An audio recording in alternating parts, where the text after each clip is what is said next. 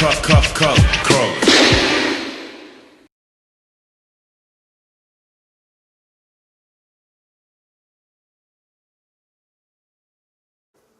Hi Brian.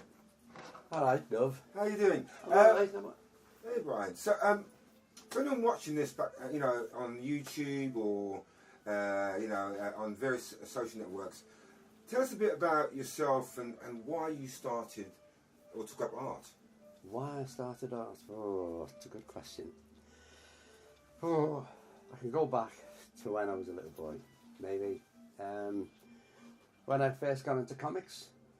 Right, reading comics, the Dandy and the Beano and the Topper and the Hotspur and all the early comics, you know. Yeah, I remember those. And then the Disney ones, it was all that.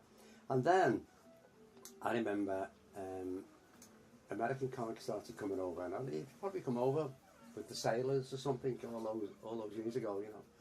Yeah. And they brought them back from America and thing.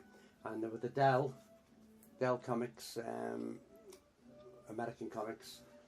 And that's when Batman and Robin and Superman, Elastic Man, Rubber Man, all of them, everything, all that kind of stuff started getting into my head, you know. And so I used to go, my mum and dad would go out, say, on a Thursday night. My dad would go to pictures, my mum would go to the club, he'd drop it off, only at the bottom of our road. And then he'd come home from the army, right? And so he probably, while he was away, he probably thought, you know, he want family life again, and he'd been through Burma. He was in the Special Forces. He was a Shindit in the Special Forces. And so I used to stay in, and I used to get all my comics. I used to do my swaps on a Thursday night. I'd go down to Jeffrey Agger, Billy Norris, and Johnny Stewart, and Terry Miller, and all my mates of that time. And then I'd have a little armful of comics, and I'd say, knock on the door. Sometimes in the winter, and then it's pitch black, you know, and a nice bright light would open up, and the mother would come to the door and he'd say, oh, it's Brian, come with Brian wants you, and he'd come out and I'd go, got any swaps? What swaps? Swaps, you know, say you had half a dozen comics and you read them and you wanted some more and you couldn't afford to buy any more. So I had some comics that you didn't have, so you would, I'd say, can I borrow yours? And you say, yeah, what have you got on it? And so we used to stand at the front door, swapping our comics. And then I'd go to my next mate and knock on their door. And then they used to do it to me. They'd come to mine, you know, 8 o'clock at night, 9 o'clock at night or something. And then we used to swap. And then I used to go home on with all my comics. I'd go to bed, and I'd lay in my bed and I'd have a torch. Not this particular torch, but I'd have a torch like that. And I'd lay under my bed, put my blanket over my head, right? I'd have my torch like that, right? And then I'd get me comic. The comics I hadn't read would be there. The ones I was reading would be here, and the ones I'd read would be there. And then the side of that was a little bag of sweets. I used to have a bag of sweets. I used to go and get 3 pence for sweets. And you can get a lot for three pennies then. And so I'd have American chewing nuts and aniseed balls and things. And I'd lay in bed, like with this torch on, and I'd read my comics. But I used to read them for that long that the battery would start going. It didn't last like they do today. And the battery would start fading and fading. So I was starting to read, instead of under a white light, I'd be reading under a yellow light, and then it would go darker and darker. And in the end, it'd just be flickering, and I'd be trying to desperately read the last bit and catch up, you know. But how did that affect your art? Well, because of what I'd seen in the paper, in the comics, sorry, I decided, I wish I had to copy them. So I get bits of paper, and things are not in abundance then as they are today. Piece of paper, you know, what? You know, you couldn't get a piece of paper.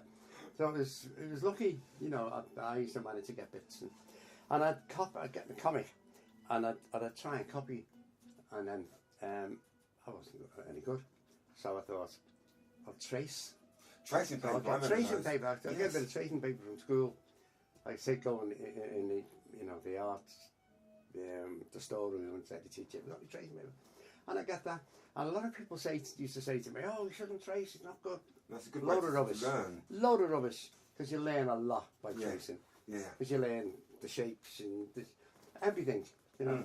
And that's what I started doing. And then because of that, I started thinking. We used to have art class in school. I used to go to Lister Drive School, off Green Lane, Lister Drive.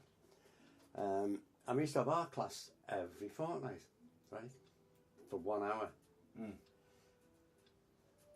used to look forward to that so much.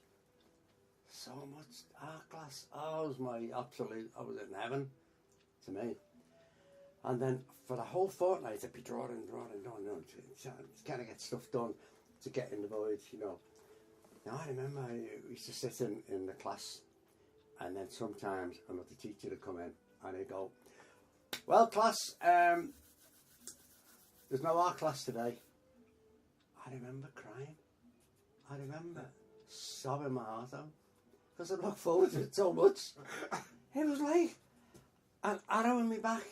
I just couldn't get over the fact that they could say to me and other children, no art class, so flippantly. You know, it That really must had a be big effect on me. Really painful. So It can I ask was. you, so Brian, when did you realise that you had that, or did anyone tell you had a gift for art? No one ever said. No one ever said. And I never felt that I had any gift at all. Right, and it wasn't until, when we had competitions in school, we had to, the teacher, Mr. Pagan, Mr. Dalrymple, he said, like we're going to wanted to do paint drawings of William Shakespeare, not Shakespeare, Henry VIII. We'd like to do drawings or paintings or whatever you want of any. So I took that on board. I went, oh, brilliant. So I got big sheet of paper, massive sheet of paper, and stuck them together. And I done a painting like full size of Henry VIII. And I did it, I must have used poster paint or something. But the colours were very vivid. I remember doing it. How old were you? I must have been 11. Oh, wow. Maybe 10, 11. And I done this big painting of Henry VIII, right?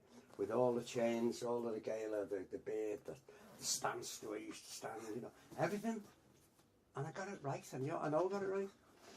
It went up on the school wall, didn't it? Oh, brilliant. Yeah, it went up on the school wall. And then we had another competition where it was a geography, you had to do something about geography. You wanted us to paint Sydney, do a painting of Sydney. So I did it the way it is. And there was other lad that was there, and he was the blue eye of the teacher. Because he was always running after the teacher, yes sir, no sir, and all that, one of them. I just got on with it. So it was level pegging then between me and him, or him and I. And then so we both won the prize. It's totally the opposite to what I'd done. But we both won a prize. And the prize was going on a school trip with the teacher over the Whittle in a brand new car, which was a Ford. You know, it was just great. It was great For at you the as a time. child, And then we had to absolutely. go to his house. We didn't have to, but we went to his house and his wife had prepared dinner. Yes. So we pair of us sat there having dinner, and that was our prize, which was lovely. That's a lovely prize. And then I started getting into modelling and little sculptures. So I got my sculptures on the wall in the school, in the art class. So that was like a little feather in my cap. But eventually I started, wasn't until 1969 Yes. when I always wanted to do oil paintings and I never had a clue how to do it. So I thought, I'm going to teach myself to do oil painting. So you taught yourself, you didn't go and do lessons yet? No, I started doing it myself, right? I didn't know how to do it, but I got the fundamentals of it and I started, pushing paint around, Because no matter who it is in this world, whoever paints, like you could start painting and nobody can push the paint round a canvas like you can. Okay, I understand. Everybody, it's like your fingerprint. People can copy it, but they'll never do it the same way. So everyone is individual.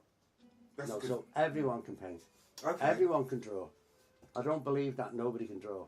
In their own way, I suppose you're right. You can. People Because you can could draw. scribble. You Yeah, need or to be do- shown. That, I mean, I've said to people have said to me, "Oh, do you know what I've always wanted to draw?" And I'd go, what? And he'd say, a pear. And I'd go, oh, why can't you draw one? I can't draw one, look. And he used to show me how to draw it. And it was all over the place. And I said, yeah, I'll just do this. And I showed them.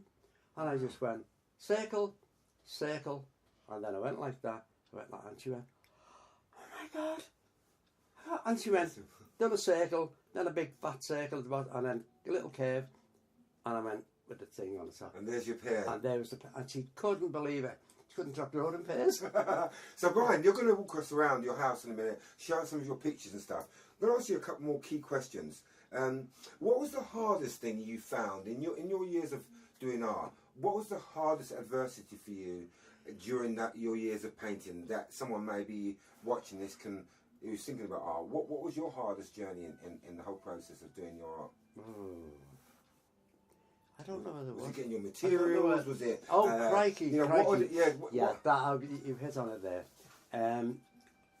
Wanting to do something and then not having the tools to do something is difficult.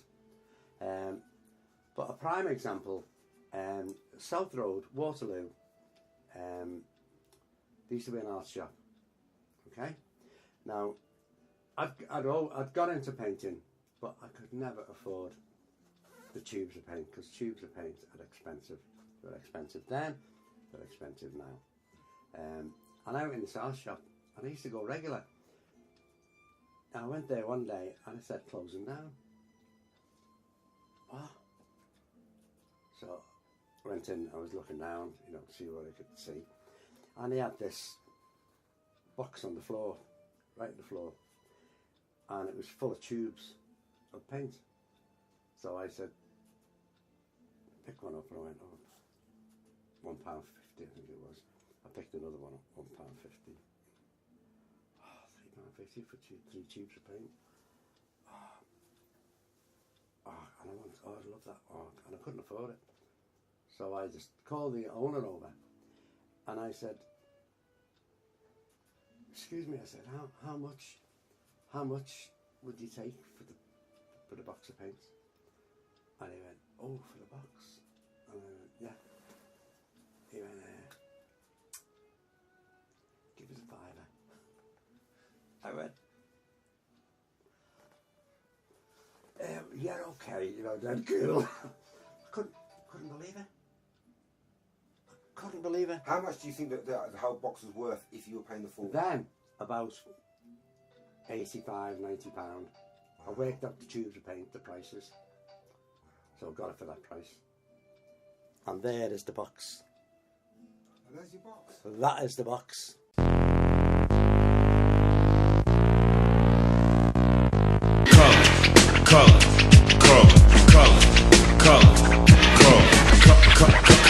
Color.